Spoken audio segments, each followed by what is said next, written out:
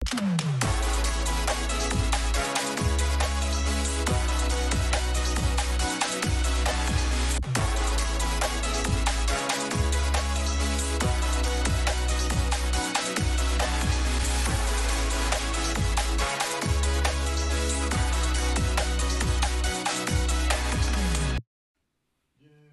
et bon début de semaine à tout le monde. Nous sommes déjà 2 juin. Les jours passent, l'année avance. Il reste 6 mois pour la fin de l'année. Bref, on va recevoir dans un instant Daniel Dulac. Bonjour. Bonjour. Avec lui, on va faire un petit peu le bilan du tournoi international U16. Et puis on va parler avec Madame Decimus. Bonjour. Bonjour. Parce qu'il y avait une réunion importante sur le STAR. Exactement, sur le programme. Tout à l'heure, on va recevoir professeur d'histoire, Elodie Emini, pour le Arawak Story, avec elle on va faire un petit peu le point sur nos ancêtres, pas les Gaulois, mais les Arawak, les Kalinago, tous ceux qui ont occupé la Guadeloupe avant l'arrivée de Christophe Colomb, qui n'a rien découvert, puisque ces gens-là étaient déjà là, bien avant Christophe Colomb. Sarah Gaspard sera avec nous, avec Marie-Ange Arsène, et aussi avec Christelle Yacoub. Pourquoi? Parler des Sargasses, parce que Sarah Gaspard, depuis plusieurs années, mène à l'université un travail de recherche sur les Sargasses qui nous embêtent, qui nous agacent même. Est-ce qu'il y a des vraies solutions? On lui posera la question. Et tout à l'heure, c'est l'information avec Iman Nouvelle. Bonjour Daniel, bonjour à tous. Au niveau de l'actualité, on va plonger donc dans les initiatives qui ont été ce week-end autour de la transmission de la mémoire et de la santé. Il était question à bouillante de transition énergétique avec une conférence dédiée à l'autonomie énergétique. On reviendra sur ce sujet ainsi que sur la conférence internationale sur le marronnage sur Petit-Bourg où chercheurs, historiens et militants se sont retrouvés sur cette question, une forme de résistance et de mémoire collective. Il sera aussi question de parcours du cœur, la santé publique qui prend le pas sur l'inertie, les parcours du cœur qui mobilisent habitants et professionnels pour prévenir des maladies cardiovasculaires. Et on terminera sur Sainte-Rose avec ce voyage mémoriel où des élèves de l'école élémentaire du Bourg ont pu entamer ce voyage émotionnel fort de conscience historique. Voilà pour les infos. Et on va commencer avec nos deux invités du conseil départemental. Monsieur Dulac va permettre que je commence par madame, bien sûr, la moindre des choses. Alors, je disais que madame Decimus, hier, il y avait une réunion par rapport à START, ce projet. Rappelez un petit peu ce projet, ce que c'était. Alors, START, c'est un concours de jeunes talents autour de 5 disciplines, la musique, la danse, l'audiovisuel et le cinéma, l'expression théâtrale et les arts visuels. Et ce week-end, c'était pas uniquement hier, il y avait du coup des auditions qui se déroulaient du côté de la Casarte dès vendredi matin jusqu'à ce dimanche soir. Ça a duré jusqu'à dimanche. Jusqu'à dimanche soir, oui. Donc, c'était compliqué. C'était intéressant, c'était intense surtout. Oui. On a reçu en tout, à la fin de l'appel à candidature qui s'est clôturé le 30 avril, 220 candidatures. 220? Exactement. Il y a près de 95 candidats qui ont été sélectionnés pour participer à ces auditions. Et dans les 95, il faut en enlever combien encore? On en a retenu 5 par discipline, donc en tout, il n'en reste que 25. Wow. Un sacré écrémage quand même. Ça va être chaud, là. Là, la compétition, je pense qu'elle est lancée. Ces auditions, en tout cas, nous ont permis d'identifier les finalistes de chaque catégorie qui se produiront sur scène le 28 et le 29 juin très prochainement au Palais des Sports du Gauzy. À la fin du mois, on saura qui, définitivement. On saura qui sera le lauréat de ce concours, oui, dans chaque discipline. Les projets sont intéressants? Les projets sont très intéressants. On a un gros vivier de talents sur les territoires. C'est même, je pense, au-delà de ce qu'on aurait pu imaginer. Que ce soit au niveau des prestations aussi qui nous ont été faites, tant au niveau des projets professionnels menés par ces jeunes, on a vraiment un gros vivier de talents ici en Guadeloupe. Donc c'est pour ça que ça a été compliqué de faire le choix? Oui, tout à fait. C'était assez compliqué. Je pense notamment à notre jury de danse hier, qui a pris près de 2 heures pour délibérer et essayer de déterminer qui seront les finalistes en danse. Et c'était quelque chose. Il y a 4 disciplines, c'est la danse. 5 disciplines, la musique, la danse, oui, l'audiovisuel et le cinéma, l'expression théâtrale et les arts visuels. Alors, où est-ce qu'il y a eu le plus de projets? Où est-ce qu'il y a plus le maximum, là où nous avons reçu beaucoup de candidatures, c'était notamment en musique et en arts visuels. Il y avait près de entre 60 et 70 candidatures dans chacune de ces disciplines. Et à l'issue de cela, il fallait sélectionner 20 candidats qui seraient auditionnés lors des auditions qui ont lieu ce week-end à la Casarte. Alors, quand par exemple, un candidat n'a pas été retenu, il a un projet qui est intéressant, mais il y a un projet qui est un tout petit peu plus intéressant, qu'est-ce qu'on peut lui dire? On peut continuer à l'encourager et lui dire qu'il est toujours sur la bonne voie. Nos membres du jury nous disent souvent qu'ils ont participé à des concours. Ils ont eux-mêmes participé à Start qui avait été mis en place les années précédentes. Oui. Même s'ils n'avaient pas été lauréats, même s'ils n'avaient pas été sélectionnés pour participer à une finale ou autre, ils ont persévéré dans leurs disciplines respectives. Et aujourd'hui, ça donne des carrières telles qu'on les voit aujourd'hui. Donc ça veut dire que, alors, quand les projets vont être finalisés, c'est-à-dire les choix terminés, quel va être le cheminement? Alors, chacun des lauréats dans chacune des disciplines aura un accompagnement personnalisé par rapport à son profil, à son projet, la possibilité de réaliser des immersions dans des universités, aussi bien dans le bassin caribéen qu'aux États-Unis. Il remporte également la bourse de 10 000 euros dans chacune de ces disciplines au bénéfice de son projet professionnel, oui. Et un suivi sur une durée de 3 ans. D'accord. Il y a une limite d'âge dans les candidatures, non? C'est ça, le concours s'adressait aux jeunes de moins de 30 ans. Sans de critères d'âge d'entrée dans le concours, c'est-à-dire que même des mineurs avaient la possibilité de se présenter au concours dès lors qu'ils avaient l'autorisation de leur part. Donc c'est des jeunes qui font quand même partie d'une filière artistique ou pas du tout? Nous avons tout type de profil, aussi bien des personnes qui sortent d'écoles, enfin qui suivent déjà un enseignement, que ce soit au niveau des associations, des écoles locales, que des profils totalement autodidactes, des passionnés. On a vraiment de tout. D'accord. Et on a que des projets made in Guadeloupe, je veux dire des candidats ou des candidats hors de Guadeloupe. Nous avons également eu des candidats hors de Guadeloupe qui ont osé... Mais Guadeloupéens, en dehors du territoire, mais Guadeloupéens, qui sont partis soit pour réaliser leurs études en Martinique, en Hexagone, au Canada, peu importe. Il y en a certains même qui ont été auditionnés en visio, à distance.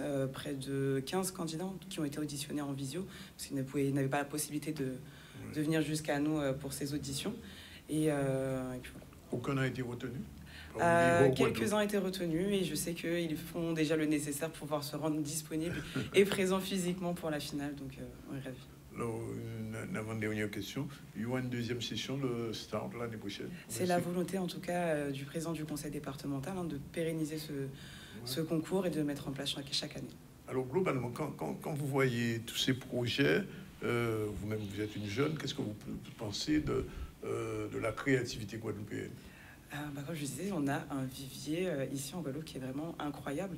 De la même manière que certains n'ont pas été retenus, je sais que c'est un moyen aussi pour le département d'identifier en tout cas les talents qui sont présents sur le territoire, d'identifier leurs besoins et d'apporter une réponse en ce sens dans le cadre du schéma des ICC qui sera mis en place très prochainement. Alors juste pour savoir, dans les projets musiques, il y avait du zouk? Oui, il y avait du zouk. Ah, il y a du zouk? On a encore des chanteurs de zouk qui ont moins de 30 ans, sachez-le. Ah bon, ben enchanté. Bon, ben c'est à suivre. On attendra la suite finale. Je me tourne vers Monsieur Dulac. Il est moins joyeux, je le comprends. Le tournoi s'est bien passé quand même. Oui, tout à fait. C'est un tournoi on avait surtout misé sur l'adhésion du public guadeloupéen, donc la participation de nos jeunes, mais aussi sur l'adhésion du public guadeloupéen. Ça a été le cas. Donc nous sommes entièrement satisfaits de la façon dont ça s'est passé. Alors, parlons un petit peu d'abord des jeunes Guadeloupéens que vous avez vus. Il y avait le CEOFA, il y avait l'équipe de Ganter, je crois. L'équipe de Ganter, l'équipe de la Carle, de Marie-Galante, et puis la Cap Excellence. Alors, quand vous voyez les jeunes individuellement, je ne vois pas en équipe parce que les résultats ne sont pas très probants, qu'est-ce que vous pouvez dire de ces jeunes que vous avez vus évoluer pendant ce tournoi? Mais, en résumé, il y a des jeunes qui sont bourrés de talent. Nous avons des jeunes footballeurs qui sont bourrés de talent sur le territoire. Après, il reste un travail important à faire au niveau de la qualité. Faire comprendre aux jeunes que le talent ne suffit pas. Donc, il faut pouvoir faire passer ce message. Et là, on compte sur nos formateurs, nos cadres, pour faire comprendre à nos jeunes qu'on a un talent, certes, mais derrière le talent, il doit avoir un travail pour arriver au plus haut niveau. Et moi, je pense que c'est le lien qui nous manque un petit peu au niveau du football guadeloupéen, puisque on n'arrive pas à franchir ce cap où on serait vraiment des bêtes de compétition. On a du talent, mais on se contente de ça et on peut se dire que ça ira. Parce que, bon, je ne vais pas comparer ce qui n'est pas comparable, mais quand on voit, par exemple, Désiré Doué, quand il a commencé dans la région parisienne, mais déjà, quand il avait l'âge des U16, là, il était déjà très dynamique. Et ce n'est pas lui seulement, je peux prendre Mbappé, je prends tous ces jeunes-là. Alors, il nous manque quelque chose. Il y a trop de soleil ou bien il y a trop de bien-être? Non, non, pas du tout. Je ne pense pas, puisque Haïti est à côté. On a bien vu que les Haïtiens sont arrivés, n'ont pas plus de moyens que nous, et pourtant, ils ont cette arme-là, l'arme de vaincre. Voilà, c'est ça. Donc, c'est peut-être ce qui nous manque pour pouvoir basculer pour être de vrais compétiteurs. C'est peut-être cette rage de vaincre que nous n'avons plus. Donc, il va falloir la retrouver. Et pour la retrouver, certainement, il va falloir accompagner nos jeunes à travers leur parcours sportif. Alors, je vous pose la question, je ne sais pas si ça a été le cas. Vous en avez parlé aux parents? Pas encore, puisqu'on est en train de débriefer sur le tournoi et on essaie de voir qu'est-ce qu'on pourra mettre en place justement pour faire en sorte que nos jeunes soient correctement accompagnés. Donc là-dessus, on a constaté qu'il ne suffit pas de les faire s'entraîner de façon régulière, ça ne suffit pas. Non, ça donc suffit il faut passer, oui voilà, il faut réfléchir et trouver d'autres solutions pour pouvoir les accompagner. Donc au niveau du conseil départemental, nous avons mis un certain nombre de choses en place, notamment sur les infrastructures. Oui. Maintenant, il s'agit de travailler aussi sur l'humain. Donc faire en sorte que nous puissions montrer à nos gamins qu'ils peuvent aller plus loin que ce qu'ils font. Ça existe en Guadeloupe des coachs sportifs?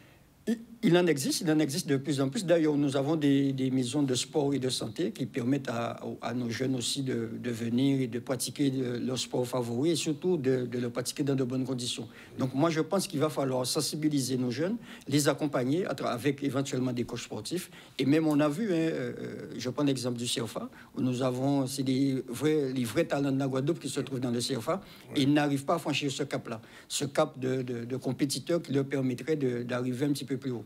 Donc maintenant, c'est à nous de trouver des solutions pour pouvoir accompagner ces jeunes-là pour qu'ils puissent franchir ce cap qui est peut-être pas difficile à franchir, mais qu'il faut des outils pour pouvoir leur permettre de faire. C'est Lyon qui avait gagné. L'année dernière, c'est Lyon qui avait gagné. Donc cette année, on reste sur les centres de formation, ce qui se fait de mieux, et on regarde bien. Cette année, nous avons eu, et à l'unanimité, le public le disait, nous avons eu des demi-finales au niveau du stade du Gosier qui étaient de niveau très important, puisque le public disait que même ils ne voyaient pas des matchs en R1 de ce niveau-là. Ah oui, c'est justement. Donc ça veut dire que ces jeunes-là, à 15-16 ans, ils sont capables déjà d'être au niveau de nos championnats. Le professionnel recrute de plus en plus jeunes maintenant. C'est ça. Donc on les voit à travers Désiré Doué et les autres. Oui. Donc ils ont 17 ans, ils sont déjà très très performants. Donc maintenant, il faut que nous aussi, en Guadeloupe, dans nos centres de formation, dans nos équipes de clubs, qu'on essaie aussi d'amener cette... comment on va bien exprimer ça pour ne choquer personne, d'amener ce petit plus pour permettre à nos jeunes d'arriver à ce niveau-là. Les entraîneurs en sont conscients? Ben, on en a discuté puisqu'il y a eu des échanges entre les entraîneurs des équipes nationales et internationales avec nos entraîneurs locaux. C'est vrai qu'il y a des choses qui sont perspectives et qu'on doit mettre en œuvre absolument, à savoir déjà l'accompagnement pour la santé des joueurs. Oui. Donc ça c'est quelque chose d'important. Donc on ne fait pas du sport pour faire du sport. Oui. Quand on veut arriver à un certain niveau, il faut faire du sport, non pas en complément, mais il faut faire du sport en principal. Oui. Donc ce qui veut dire que nous aussi, en termes de projets politiques pour notre département, nous devons aussi réfléchir dans ce sens-là. C'est vraiment la différence avec vous. Hein. Là, au contraire, où il y a du talent. Alors, est-ce qu'il y a de la motivation? À mon sens, il y a de la motivation, mais comme le disait, là, on a affaire à de l'humain. Le tout, c'est vraiment d'essayer de susciter des vocations, offrir des perspectives à ces jeunes. Et à mon sens, dès lors qu'on arrive à identifier des perspectives, là, la motivation peut prendre place, oui. Oui. Non, parce que je ressens ça parfaitement, ce que dit M. Dulac. Si on voit au niveau du jeu, quand même, les jeunes que vous avez vus, ils savent quand même, comme on dit, manier un ballon. Tout à fait. Et on a bien vu que ça ne suffit pas, puisque on sait manier le ballon, mais ça ne suffit pas, puisqu'on n'arrive pas à franchir un cap supplémentaire. Oui. Moi, je prends l'exemple. Moi, j'ai regardé, donc c'est vrai que le Brésil, c'est des enfants qui sont nés au football, donc ils respirent le football. Ils vivent que de ça. Là. Ils vivent que de ça, donc ils ont déjà un autre état d'esprit que les nôtres. Oui. Mais je prends surtout l'exemple d'Haïti. Je ne vais pas prendre l'exemple de ceux qui sont déjà en centre de formation professionnelle.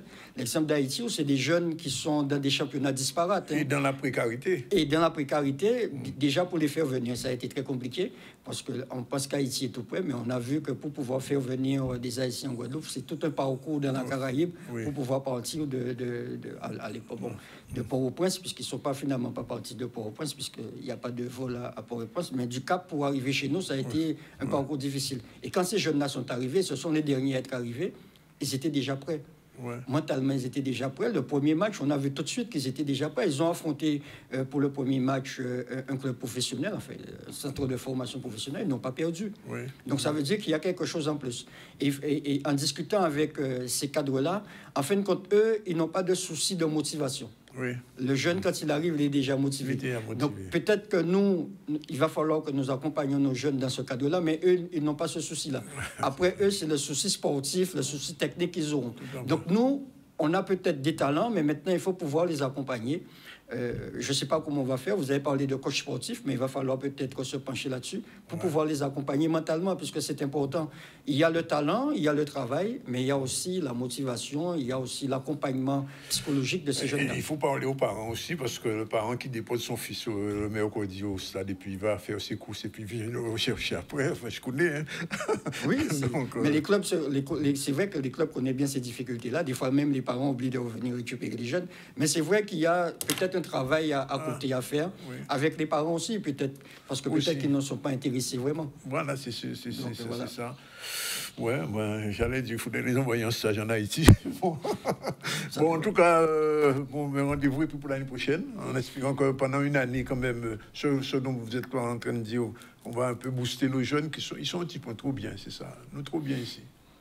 C'est malheureux à dire, mais c'est vrai qu'on est dans un climat, enfin dans une situation où il n'y a pas de gaz, comme on dit. Il n'y a pas assez de gaz. C'est un terme que j'ai entendu lors de la réunion des cadres, c'est-à-dire qu'il y a quelqu'un qui a dit « ventons-nous plein ici ». Mais c'est vrai. Donc on voit pas l'obligation de se battre. Voilà. Donc peut-être qu'il va falloir, je ne dis pas affamer, mais c'est ce que il va falloir certainement mettre des choses. Mais ce que vous dites, c'est pas seulement dans le football, hein, c'est au niveau même de la Guadeloupe, même dans le travail, dans l'emploi, même en Guadeloupe aujourd'hui, on sent que les gens viennent travailler. Bon, ben...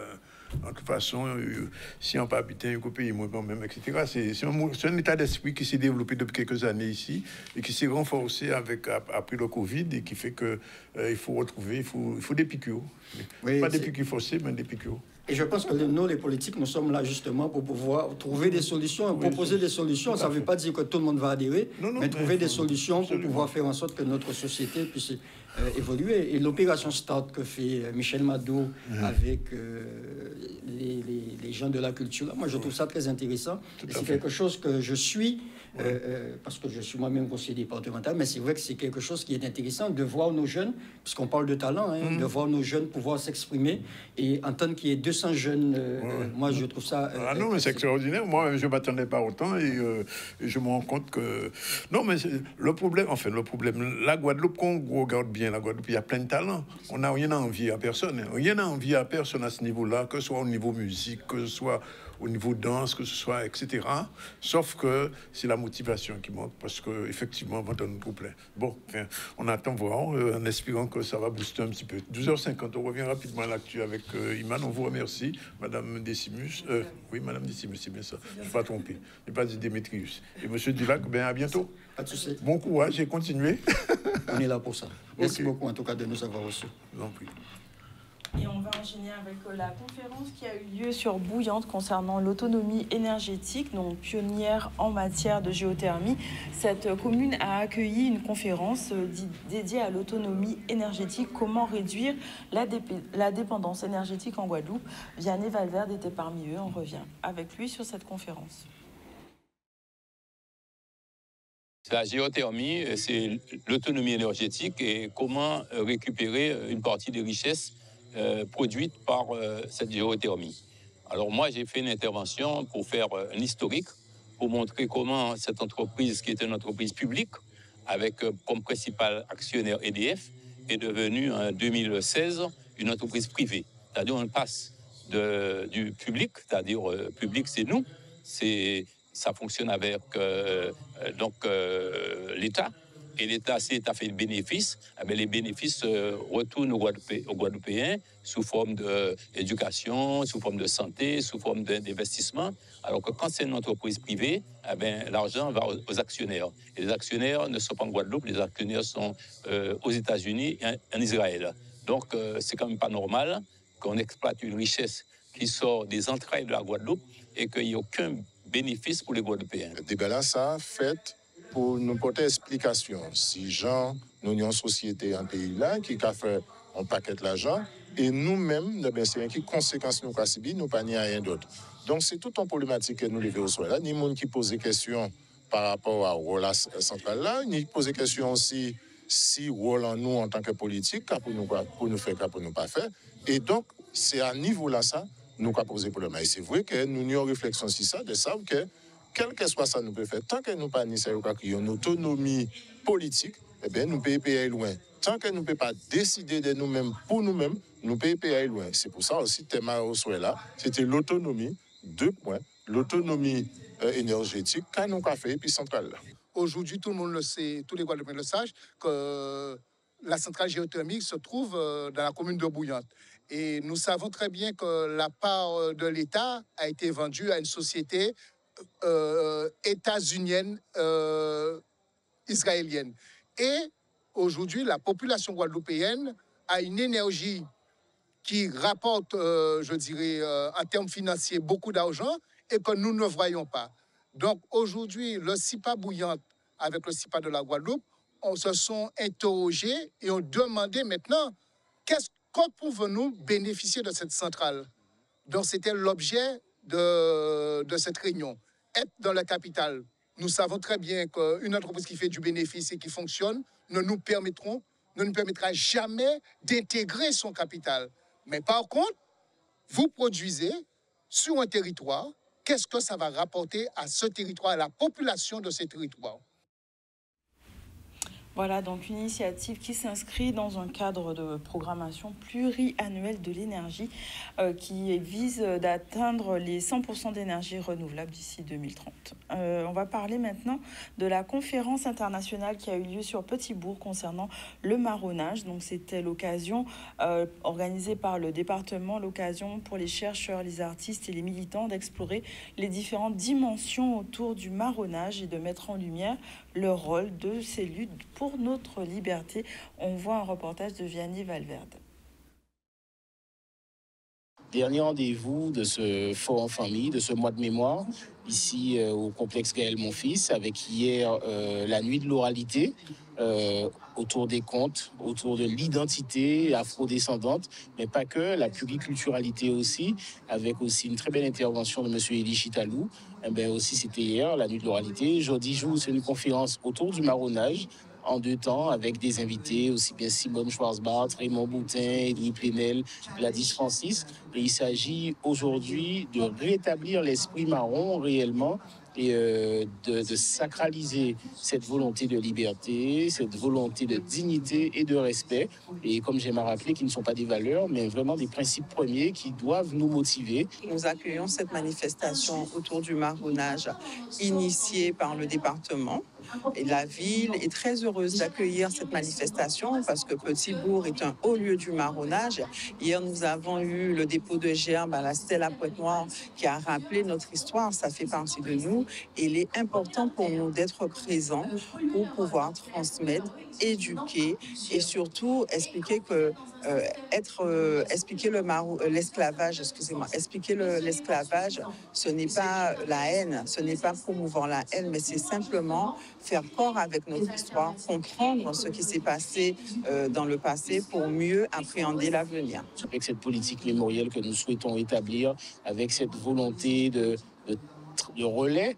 Et comme on dit, le souvenir, c'est quoi? C'est venir en aide à, c'est secourir pour les générations et qui viennent après, et bien qu'elles soient plus fortes et qu'on puisse réellement construire la Guadeloupe à travers cette identité, à travers cette histoire de marron, à travers cette volonté d'émancipation et de cette soif de liberté qui doit animer à ce jour nos pas et toute démarche de stabilisation ou même simplement pour conforter le pays, la fameuse postérité dont parlait Delgrès. Voilà donc plusieurs personnalités qui ont pu mettre en lumière, comme on disait, le marronnage et les luttes pour la liberté et l'héritage que ça nous a procuré sur nos territoires. On va lancer notre sujet. On a le temps de lancer On a le le dernier temps sujet. D'accord, on va parler des parcours du cœur sur Morne-à-l'Eau, donc organisé par la ville, une initiative qui permet de prévenir les maladies cardiovasculaires. Les participants se sont réunis pour une marche adaptée à leur niveau. Et Michel Depape était avec eux, on voit un reportage. Le Parcours du cœur, c'est une manifestation nationale qui a pour but de sensibiliser le public sur les maladies cardiovasculaires. C'est une manifestation tout public, donc là on a principalement des personnes adultes, voilà. Et comme programme, aujourd'hui, nous avions une marche. Donc là, on vient de revenir de notre marche d'1h30. La marche, pour moi, c'est essentiel. Quand je peux, je la fais, cette marche. Et puis, c'est une marche de découverte. On se réapproprie la nature. On retrouve des lieux de la ville. Eh bien, nous faisons ça dans chaque région de la ville de Morne-à-l'Eau. Nous passons un peu partout. Donc aujourd'hui, c'est Babin. C'est quelque chose de très important. Hein. C'est le cœur, il faut en prendre soin. Justement, il faut faire de la marche pour un peu animer tout ça, hein, parce qu'on a tendance à manger. Effectivement, on oublie souvent que le cœur, il faut en prendre soin. Donc pour ça, il faut faire de la marche. Enfin, faire une activité physique, on va dire. Très important. Le sport, ben, ça fait partie de ma vie. Il faut... Oui, sans le sport, je ne peux pas vivre. La marche est recommandée, mais aussi faire attention à l'alimentation parce qu'il y a trop en Guadeloupe, nous avons trop de gens obèses, trop de gens en surpoids, ce qui contribue à la mauvaise santé des administrés et des Guadeloupéens. Voilà des parcours du cœur qui soulignent l'importance d'une bonne santé, d'une activité physique adaptée, une alimentation équilibrée forcément. On va faire notre première pause publicitaire et on revient tout à l'heure pour la suite des invités.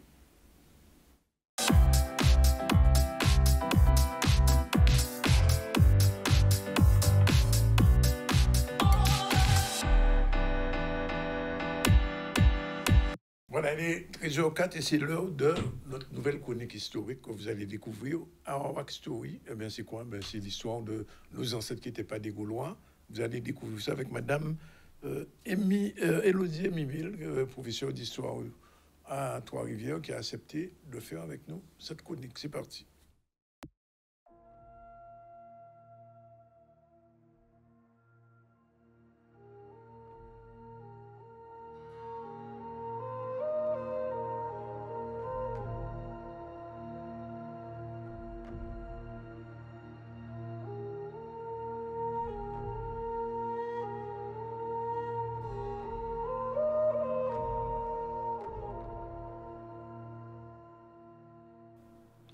Élodie Emimil, bonjour. Bonjour. Merci d'être avec nous pour cette série sur les Arawaks, sur les Amérindiens d'une manière générale.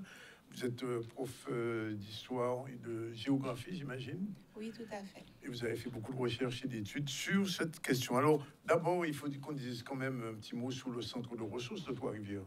Tout à fait. Effectivement, hein, je m'occupe du centre de ressources en archéologie du collège Les Roches Gravées Trois-Rivières. Donc, c'est un lieu dédié à l'archéologie et à l'histoire de la Guadeloupe. De la Guadeloupe, il est à but d'enseigner, d'informer la population, notamment les élèves, sur l'histoire de leur territoire. Alors, donc, on va parler un petit peu de ces Amérindiens, de ces Arawaks et de leur arrivée dans notre région, mais ça ne s'est pas fait d'un seul coup. Il y a eu d'abord, si je comprends bien, la conquête de l'Amérique. Oui, tout à fait. Alors, les premiers autochtones sont arrivés d'Asie. Ils ont traversé la Béringie, c'est-à-dire l'espace qui est entre aujourd'hui émergé et le détroit de Bering. Oui.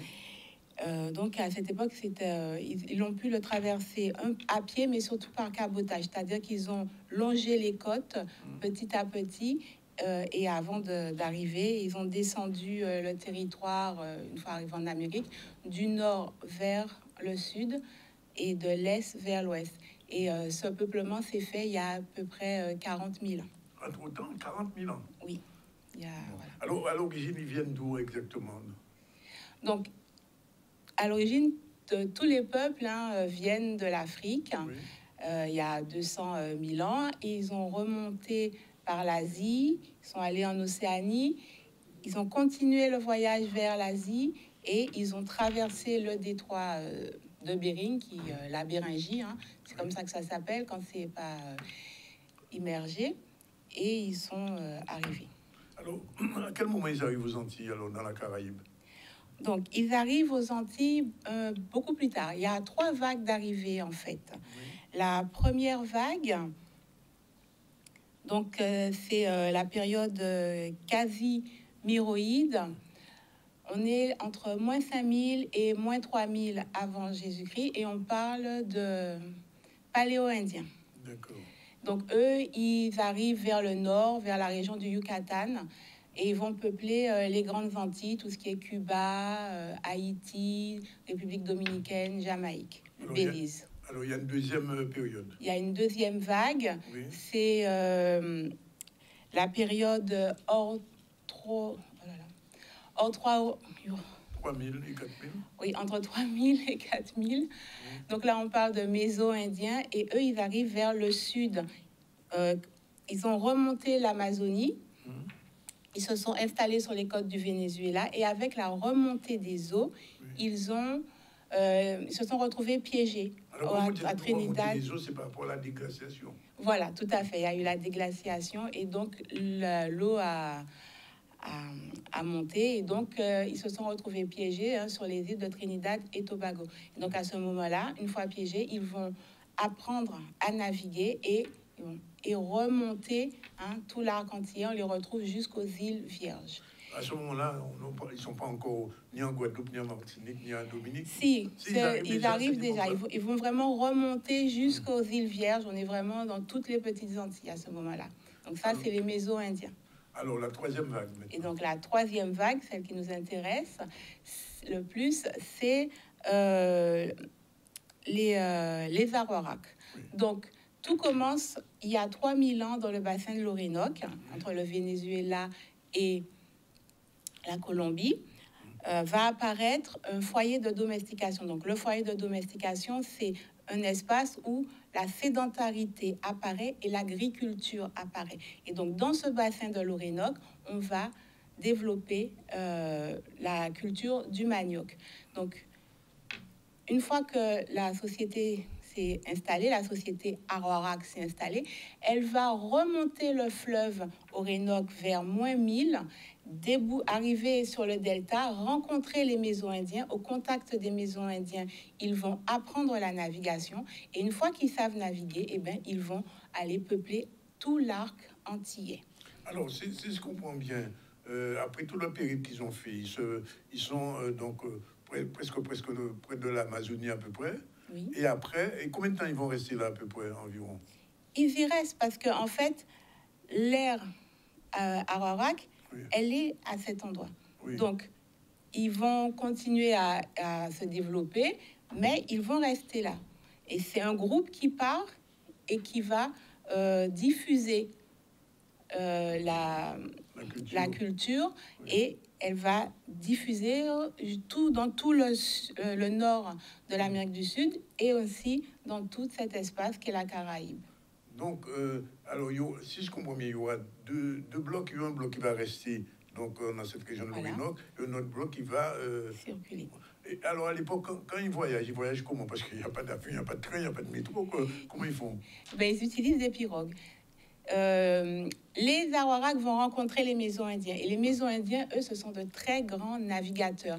Ils circulent absolument dans toute la Caraïbe. Ils vont très facilement dans l'Amérique centrale. Donc, les Arawaks vont rencontrer les méso-indiens et ensemble, ils vont apprendre aux Arawaks à utiliser la mer, tout simplement. Et grâce à cette maîtrise qu'eux-mêmes auront, ils pourront circuler avec des grandes pirogues qui accueillent à peu près 100 hommes. Alors, pour que ça soit bien clair, les méso-indiens et les Arawaks sont deux peuples différents? Deux peuples différents. Oui. Alors, les maisons indiennes sont arrivées avant? Oui, parce que les Méso-Indiens, eux, ils sont nomades, Oui. complètement nomades. Ils sont chasseurs, cueilleurs, pêcheurs, navigateurs, et ils polissent la pierre.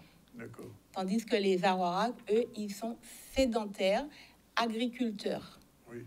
Donc, du point de vue de la typologie, c'est à peu près les mêmes personnes ou bien il y a des différences physiquement, ça se voit? Non. C'est ils n'ont pas la typologie physique est identique. Le phénotype est le même. Le phénotype est le même. Alors, autre chose. Alors, on va parler de Méso-Indiens et d'Arawak. Mais à quel moment on va parler de Kalinago et de Taïnos, etc. Parce que les gens en Guadeloupe, on parle souvent de Kalinago, peut-être moins des Arawak, autrefois des Arawak, et puis maintenant on a diversifié. Alors, est-ce qu'il y a une diversification qui se fait? Il y a bien le mot Caraïbe vient d'une déformation en fait de ce qu'entendaient les premiers colons, du mot Kalina. Oui. Voilà. Donc c'est eux qui n'ont pas bien entendu, qui en comprenaient mal finalement le langage des Arawaks, et qui ont dit que ce groupe était les Caraïbes. C'est comme ça qu'ils ont entendu le mot Kalina. Oui. Donc, Caraïbe, le mot, enfin, en fait, le peuple Caraïbe, ça n'existe pas réellement. Enfin, ils ne sont jamais appropriés ce nom-là. Parce qu'aujourd'hui encore, j'entends quand les Dominicains viennent en Guadeloupe, ils disent non, ils ne sont pas des Caraïbes. Parce que c'est une déformation, en fait. C'est vraiment un mot européen. C'est vraiment un mot que les Européens ont entendu, enfin, ils ont cru entendre Caraïbes, et donc il s'est resté Caraïbes. Et ce mot, ça leur permettait aussi de faire la différence entre les Arawaks du Nord, donc des Grandes Antilles, les Taïnos, et les Arawaks du Sud, c'est-à-dire les Kalinago. Et ça leur permettait aussi de présenter les Kalinago comme un peu des belliqueux, qui étaient différents des Taïnos au nord.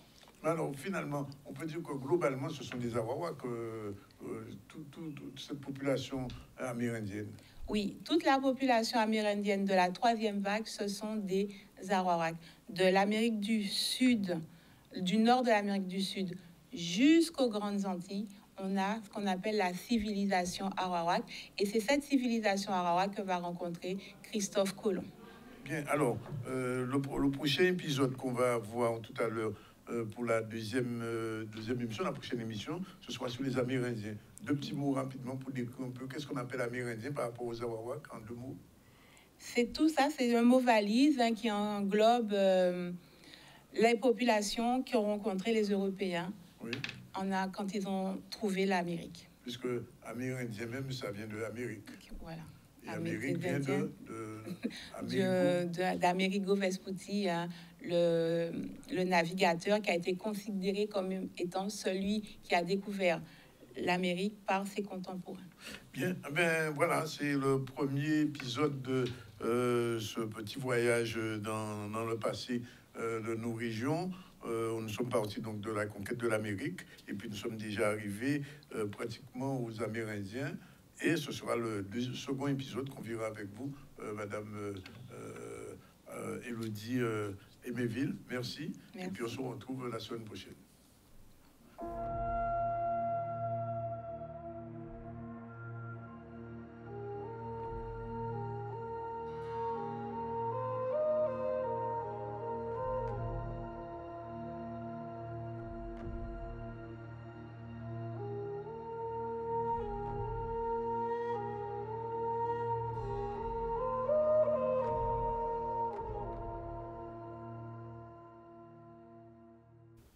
Voilà, il est déjà 13h16. On vous remercie. Si vous n'avez pas vu la Arawak Story, eh bien, c'est le premier épisode. Vous verrez la suite lundi prochain. Mais vous avez la possibilité d'aller sur le Facebook et de revoir. Pour l'instant, ben, en attendant nos invités, on va partir à Mornalo, non à Sainte-Rose, parce qu'une école élémentaire du Bourg a fait un voyage mémoriel. C'est un reportage de Vianney Valvert. Nous avons 2 classes de l'école élémentaire Bourde de Sainte-Rose qui partent à Paris, plus précisément à Champagné, pour retrouver les correspondants. C'est un projet qui a démarré depuis le début de l'année scolaire et qui qui arrive à son terme avec ce voyage scolaire, ce voyage pédagogique, où nous allons visiter entre autres la Maison de la Négritude et des Droits de l'Homme qui se trouve à Champagné. Et nous allons également retrouver nos correspondants. Nous allons en France aller rencontrer nos correspondants. Et on va visiter la Maison de la Négritude ainsi que le Sénat. Il me tenait à cœur d'y participer dans la mesure où on a de nombreux élèves qui n'ont jamais voyagé, qui n'ont jamais pu prendre l'avion. Donc en fait, on s'est dit avec la maîtresse, avec la directrice d'école, Mme Seva, qu'on allait axer le projet, on va dire, aider les élèves qui ne peuvent pas voyager. Donc on a fait énormément de manifestations, on a fait un déjeuner champêtre, on a fait des foires pour nous permettre de récolter des fonds pour les enfants. Il n'y a pas si longtemps, on a appris notre histoire. Enfin, on le savait déjà, mais il y a plus de précision. On est fiers d'être un peuple métissé avec beaucoup d'origine. C'est une rencontre avec notre histoire. Cette commune de Champagné et nous, Sainte-Rose, et plus précisément aussi la Guadeloupe, nous avons une histoire commune qui est l'esclavage. Donc, de par cette correspondance, nous avons découvert, entre autres, que des Champagneros ont découvert, au temps des rois, vers 1789, un tableau dans lequel il y avait des personnes de couleur mises en esclavage. Donc, ils se sont indignés et ils ont écrit un article 29 au roi pour demander la libération pure et simple de ces personnes de couleur mises en esclavage. Donc, nous avons découvert cette histoire. Nous avons trouvé cela très belle puisque nous avons toujours l'impression que les oppresseurs sont blancs. Et là, on se rend compte que non et qu'il y a des personnes blanches qui se sont battues pour nous, pour demander notre libération et qui se sont indignées de nos conditions de vie. Donc, c'est une belle histoire d'humanisme, de solidarité, d'entraide et de courage aussi. Et ce sont des valeurs que nous voulons inculquer à nos élèves. On va leur apporter des cadeaux. Par exemple, moi, je vais apporter à ma correspondante un sac madras que ma mamie a fait pour moi. Moi, je vais apporter 2 bracelets de Guadeloupe. Voilà, ces enfants, ou ce voyage mémorial, c'est important pour nos jeunes, justement, de comprendre l'origine de notre situation aujourd'hui. Là, nous pas sortis qu'en France, nous sortis de tous côtés, puisqu'on a des Guadeloupéens d'origine afro-descendante africaine, des Guadeloupéens aussi d'origine Kalinago, il y en a quelques-uns. Bonjour Kalinago. On a aussi des Guadeloupéens d'origine indienne, on a des Guadeloupéens d'origine syrio-libanaise, et aussi on a des Guadeloupéens d'origine française, européenne, puisqu'on a des Bretons en Guadeloupe. Bon, alors, on va prendre la pause. Je vous rappelle que dans un instant, on va recevoir Sarah Gaspard, qui est enseignante-chercheur à l'Université Antilles-Guyane, et sera accompagnée de Marie-Ange Arsène, qui est enseignante-chercheur à l'université aussi, qui est professeure de chimie, et Christelle Yakou, enseignant-chercheur à l'IUA, aussi maître de conférence. Et donc, on va parler, à votre avis, des sargasses, puisque c'est un gros problème qui se pose en Guadeloupe depuis une quinzaine d'années. Pas encore de solution. Madame Gaspard fait des recherches sur cette question depuis quelque temps. Bien, elle va nous expliquer le but de ces recherches et surtout comment les mettre en pratique. À tout de suite, restez avec nous.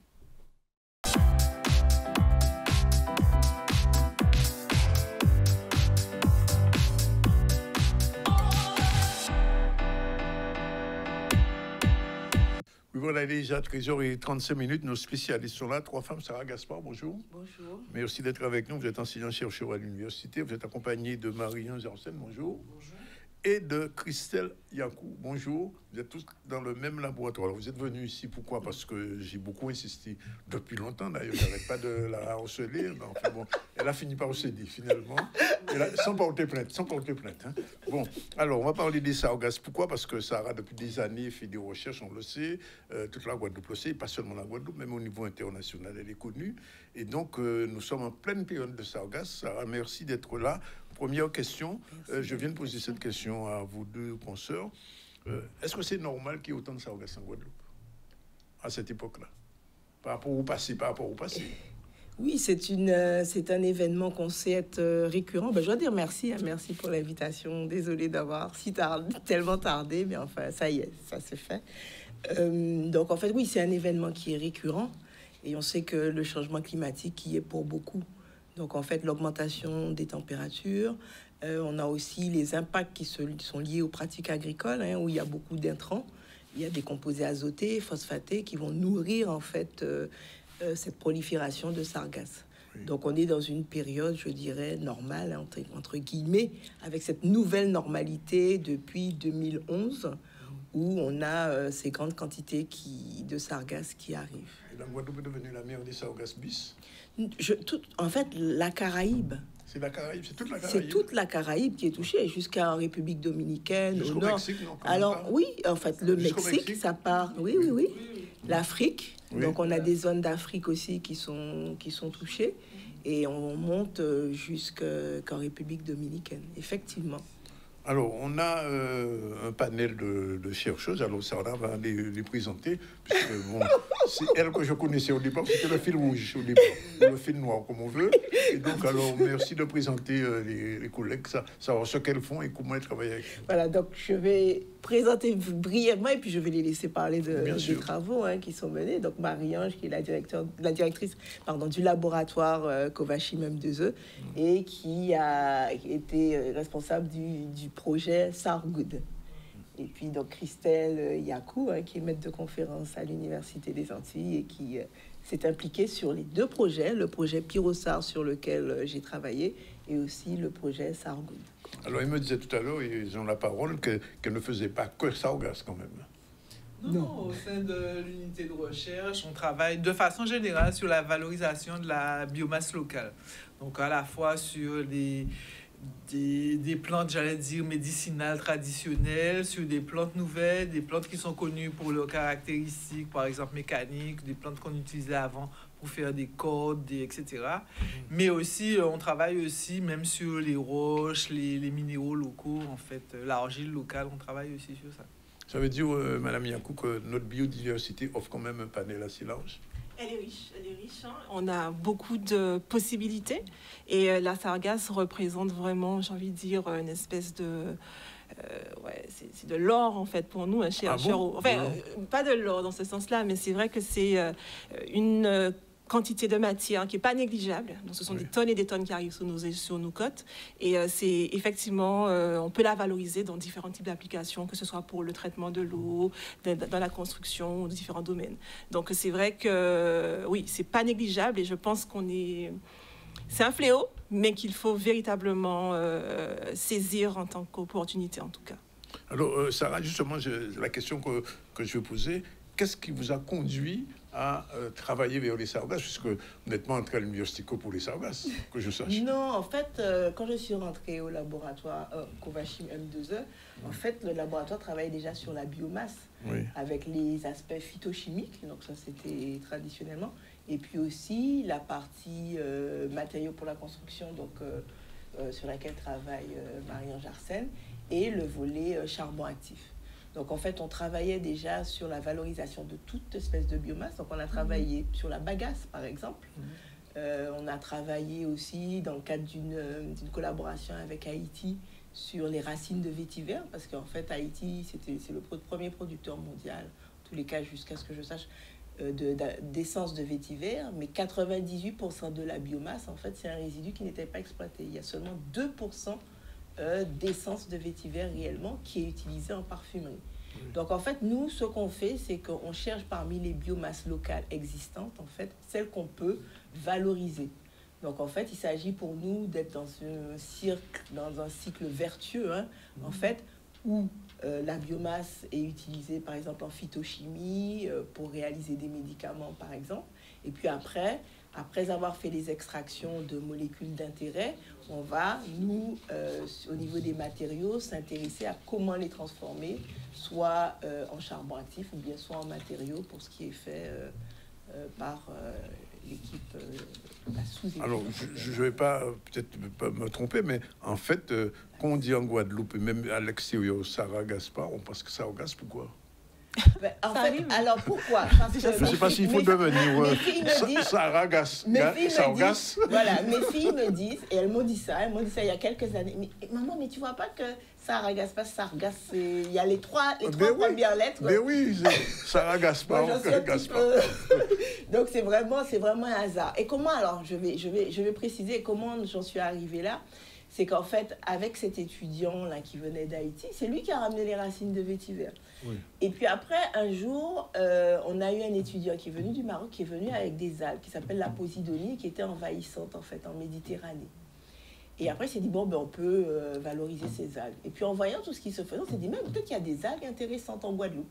Et en 2008, on a commencé, non pas par la turbinaria, mais par non pas par les sargasses, mais par la turbinaria, qui est une algue qu'on voyait en quantité importante avant, qui a une forme de clochette.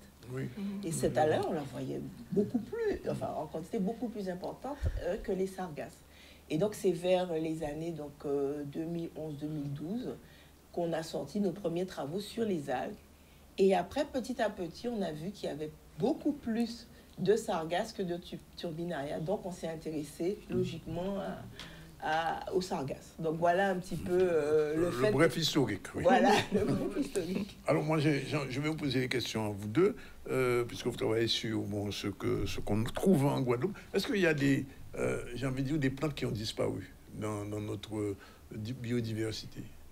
Non, ça, je sais, ce n'est pas véritablement mon domaine. Ce serait peut-être plus celui d'un botaniste, mais je peux vous répondre déjà par rapport à certaines espèces. Je suis pratiquement sûr, certaines espèces sur lesquelles j'ai travaillé d'agave, il y en a que l'on ne retrouve plus ou que l'on ne retrouve pas facilement.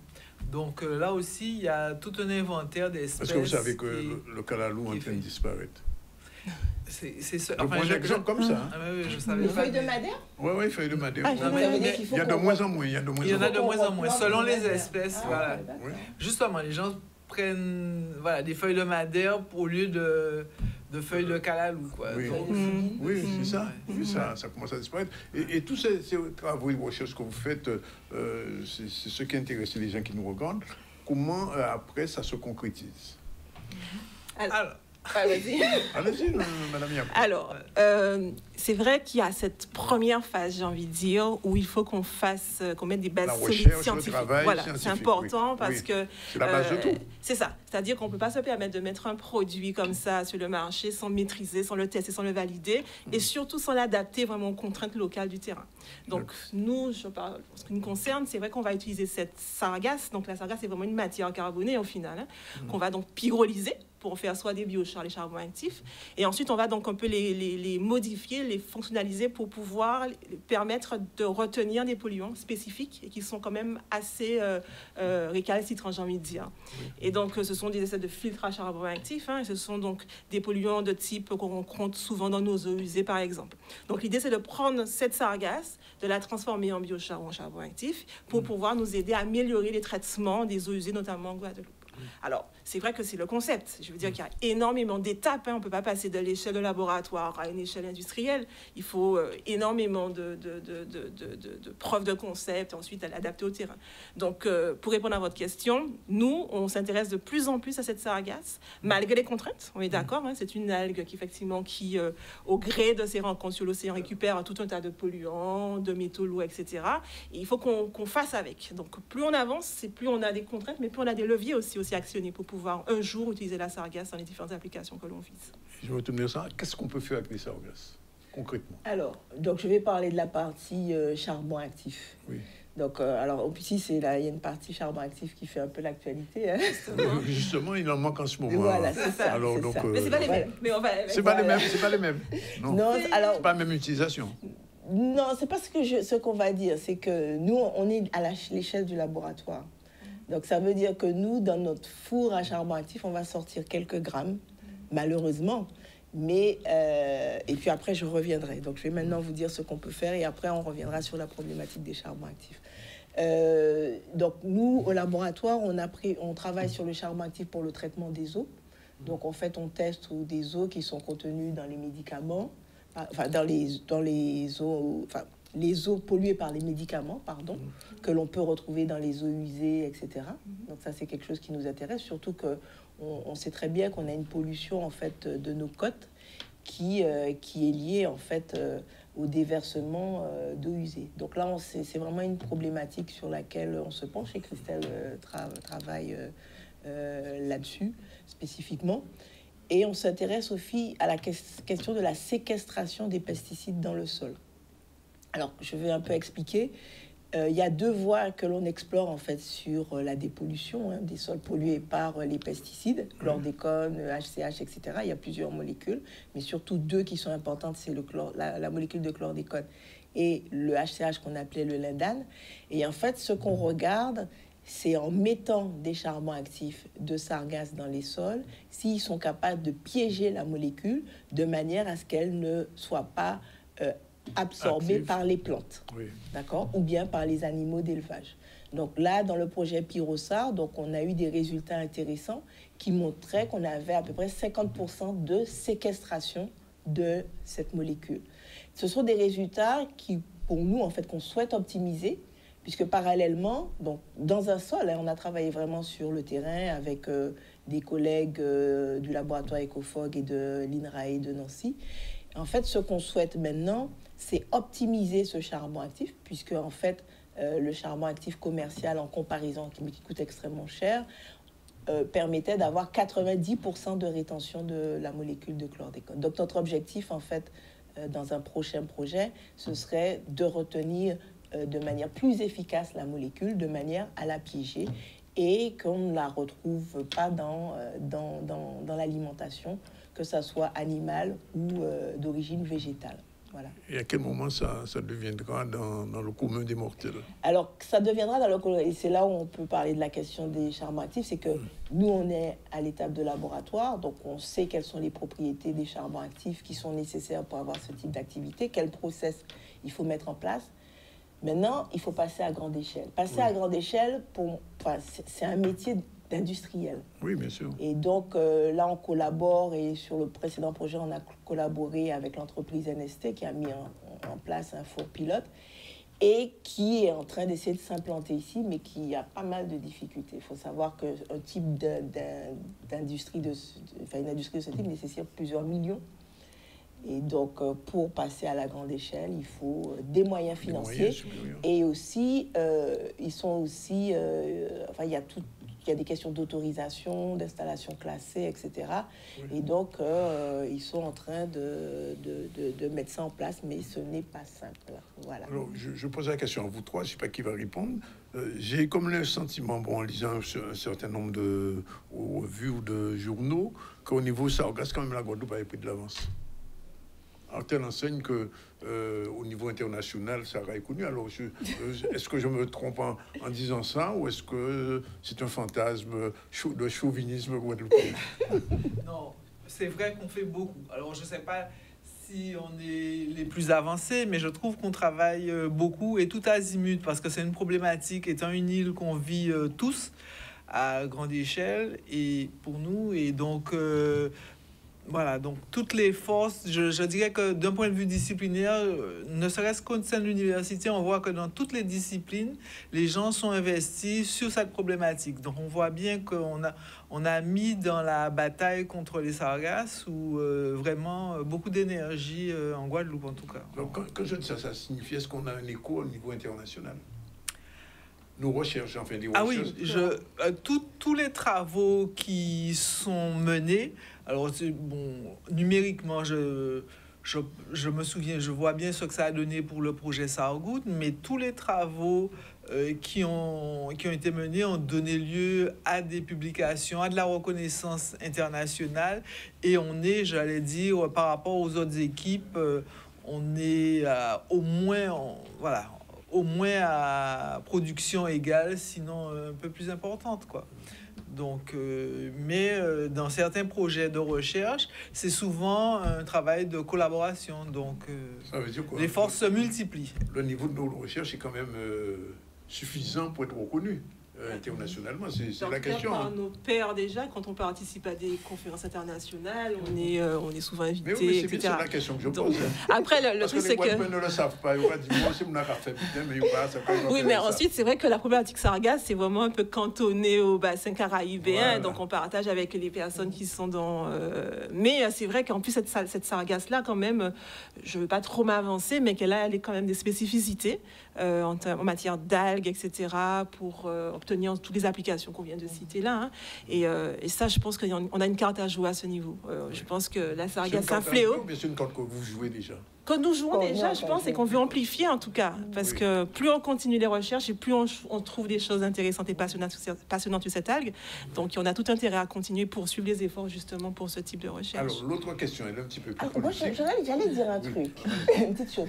C'est-à-dire que moi je pensais qu'au niveau du laboratoire Covachim, les personnes qui ont créé ce laboratoire ont eu le nez fin. C'est-à-dire qu'il s'agissait de M. Bourgeois, M. Wensangar. Peut-être que Marianne, je n'ai pas encore tout l'historique. Parce qu'en fait, il y avait cette vision d'une biomasse sur laquelle on peut avoir des molécules d'intérêt.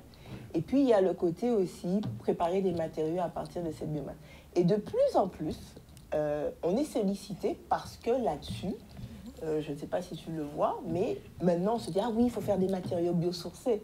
Mais nous, on est arrivé. Moi, je suis arrivée en 99, hein, et on faisait déjà des matériaux biosourcés. C'est un peu le vent en poupe, alors ça fait... Ouais. Mais nous, ça fait 20 ans qu'on fait ça. Exactement. 25 ans maintenant. Ça fait 25 ans. Je voulais vous entendre dire, parce que, bon, c'est bien, vous êtes dans vos laboratoires enfermés, mais le grand public ne sait pas jusqu'où ça va. Et je dis le grand public, puisque j'allais poser une question politique. Est-ce que vous avez l'écoute des politiques sur ces questions? C'est-à-dire que sur des problématiques comme ça, bon, tout le monde est obligé de se mobiliser, politique compris, scientifique compris, tout le monde participe. Et c'est vrai on peut avoir des échanges ou des discussions avec les politiques qui peuvent solliciter nos avis, notre expertise. Et puis moi, je dirais qu'il y a aussi le fait que nos travaux sont financés, enfin, en tous les cas, des bourses de thèse par la région. Et les projets ANR, les projets Interreg, les projets FINER, etc. Non, mais la collectivité régionale est de ce point de vue très investie, ce niveau recherche en Guadeloupe, puisqu'elle supporte pas mal la recherche qui est développée en Guadeloupe. Et avec les universités de notre région, parce que l'université de West Indies, je crois savoir qu'il y a aussi des gens qui travaillent. Comment ça se mutualise, enfin, si ça se mutualise?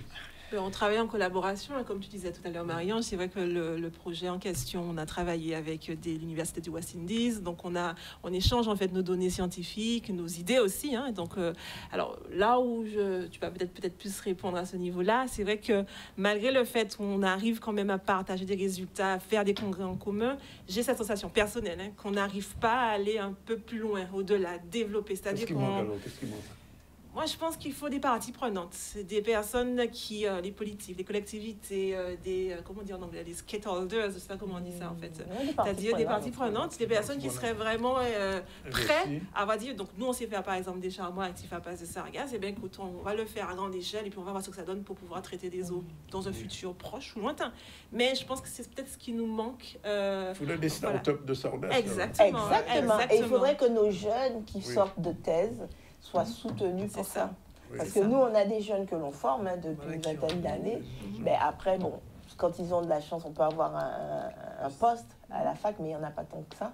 Et parfois, ils ont acquis un certain nombre de compétences. Et ces compétences-là, ils peuvent les mettre au service d'une start-up. Et ça, il faut des financements pour que leur salaire leur soit... Parce que je me souviens, il y a 4-5 ans, il y avait un grand congrès international autour des sargasses qui a laissé une image particulière à M. Chalus, puisque ce jour-là, il n'a pas pu entrer dans la salle. Mais au-delà de ça, de l'anecdote, est-ce que ce congrès, cette grande réunion, a impulsé quelque chose de concret? Oui. Enfin, moi, j'ai l'impression, parce que je crois que sur le volet financement, c'est là, c'est à partir du moment que les choses se sont décidées, que les appels à projets ont été faits. Et c'est vrai que la collectivité a pris aussi un leadership, organise des réunions internationales sur les sargasses, c'est le projet Sarcoup. Donc il y a eu une vraie dynamique qui s'est mise en place.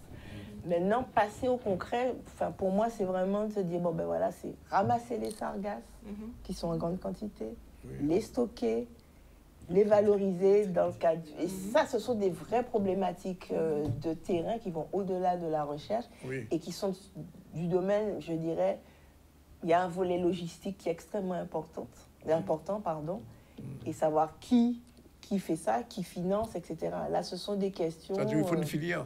Une ingénierie, vraiment regarder comment de la collecte, en passant par le stockage jusqu'à la valorisation. Alors, c'est pas un exemple que je vous donne. Bon, je prends un personnage que vous connaissez, que moi je connais puisque c'est de ma région. Henri Joseph, quand il a commencé à faire ses recherches, il était tout seul. Bon, il a dû se battre pour qu'on fasse valoriser des produits, enfin des herbes, des remèdes gracieux qu'on connaissait en Guadeloupe. Et puis après, bon, qu'est-ce qu'il a fait? Il a monté sa structure. Alors, qu'est-ce qui manque pour monter une structure au bout de vos projets? Qu'est-ce qui manque? Est-ce que c'est une question politique, c'est une question économique, c'est une question de quoi? Quelle est la problématique? Parce qu'en fait, c'est ça, parce que quand je vous entends et ce que je sais du travail que vous faites et les retombées, on est arrivé au stade où finalement, on peut faire le saut en avant. Qu'est-ce qui manque alors? Alors, pour parler d'Henri Joseph, moi je dirais que c'est quelqu'un qui était pharmacien, qui avait une pharmacie. Oui, je sais. Et donc, qui a disposé d'un budget à un moment, il le dit, bon, ben, j'ai vendu ma pharmacie et je suis passé, j'ai créé une entreprise. Je connais son parcours. Donc, ça veut dire que ça fait des millions que nous n'avons pas, parce que nous sommes fonctionnaires de l'État. Vous êtes des chercheurs, mais ça dit l'étage après, c'est quoi? C'est ça la question. Hein. Oui, et que ce soit des entreprises. Alors, on espère que la pépinière qui est en train de naître permettra, j'allais dire, aux choses de progresser. Donc, on est... Parce que, imaginons, enfin, je ne suis pas de la politique fiction, mais imaginons un peu que quelqu'un crée une structure pour pouvoir financer et même concrétiser ce que vous faites. Il y a quand même de l'argent à gagner, là. Oui, je pense qu'il y a de quoi. Il y a des choses à faire. Il y a des choses à faire. Oui, tout à fait. Et donc il faudrait que vous soyez plus communicatif. Vous êtes venu plus souvent parler pour monde savent ça. Alors, je pose une question qui n'a rien à voir, mais je suis obligé de la poser. La sargasse, elle est toxique au point de pouvoir tuer quelqu'un? C'est-à-dire quand elle fait augmentation, etc. Alors, ce que je pense, c'est qu'il faut éviter d'aller dans les zones où on a des quantités de sargasses qui sont accumulées, énormes, accumulées. Donc, ça veut dire qu'il faut les enlever le plus rapidement possible. Parce qu'il y a un gaz qui en sort, Oui, il y a de l'ammoniac et de l'hydrogène sulfureux. Ah, de l'ammoniac aussi. Oui. Donc, il faut vraiment faire attention parce qu'il y a un processus, en fait, bactérien qui se met en œuvre. Oui. Et donc, en fait, il y a des études qui ont montré qu'il y a un impact sur la santé qui est clair. Hein. Oui. Donc, en fait, puisque le H2S, c'est un gaz qui... Alors, est-ce que c'est vrai qu'on peut faire du papier avec des sargasses? Il y a des... Parce qu'il y a un chercheur que j'ai reçu ici, il m'a dit que c'est possible. Oui, il y a des gens qui le font. On peut faire des briques aussi avec des sargasses? Oui. Non, mais je pose des questions les plus bêtes, mais enfin, les plus pratiques. On peut faire des... Oui. On peut faire différents types de matériaux. Vous savez, un peu des panneaux de particules, des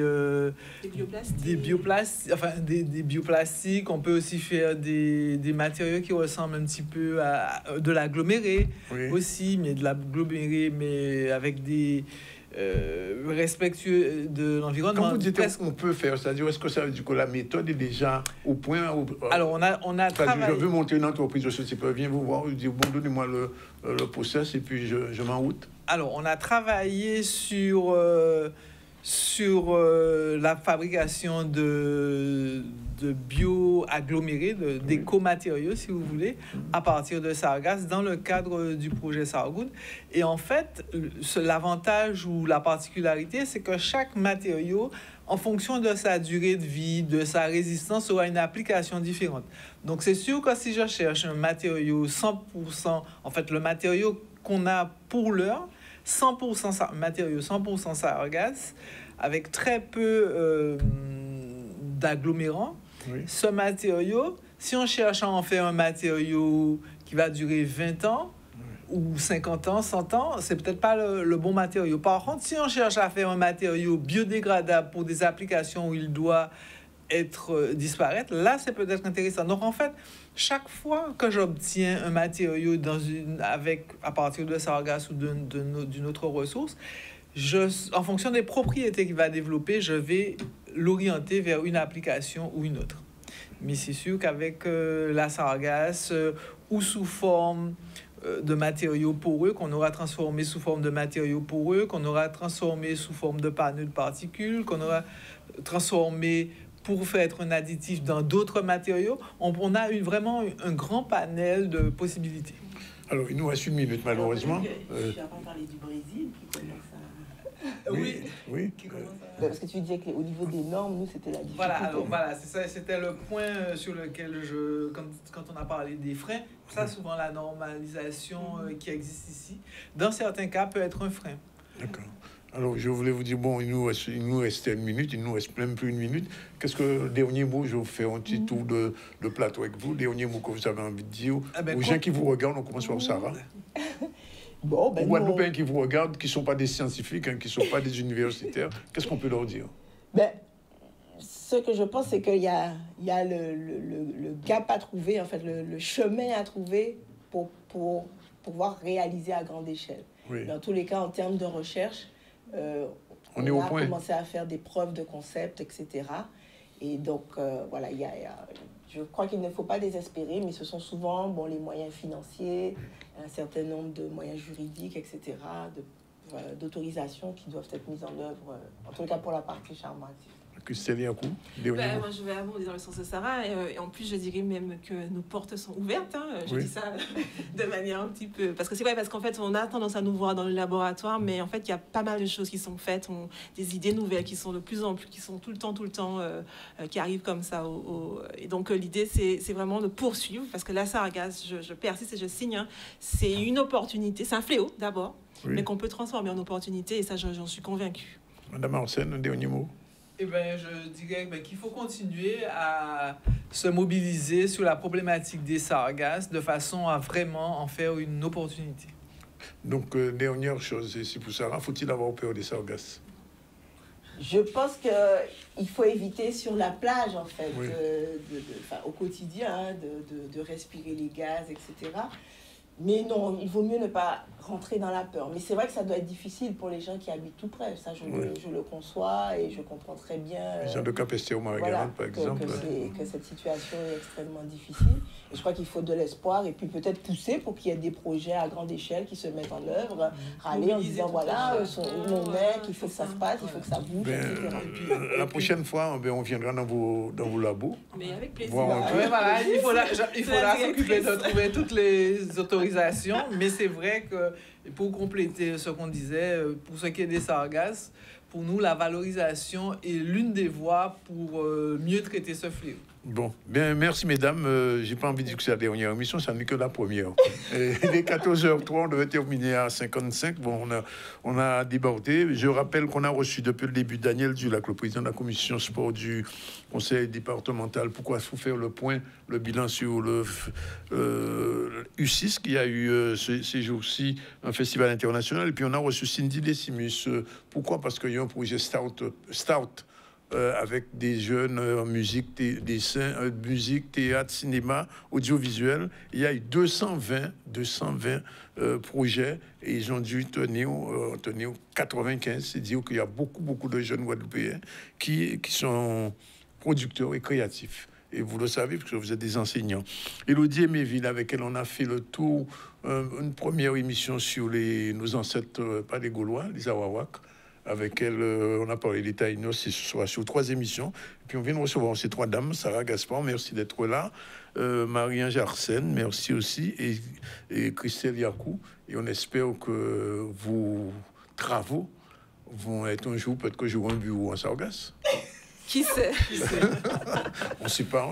Bien. En tout cas, merci d'être venu. Et puis, si vous avez raté l'émission, vous pouvez la revoir sur le Facebook de Canal 10. Je suis allé sur Facebook, Canal 10, ZCL, et vous revoyez l'émission, ce qu'elles ont dit.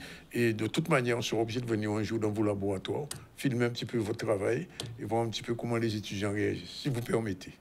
Voilà, c'est dit. Merci en tout cas, mesdames, d'être venues. Allez, bonne journée.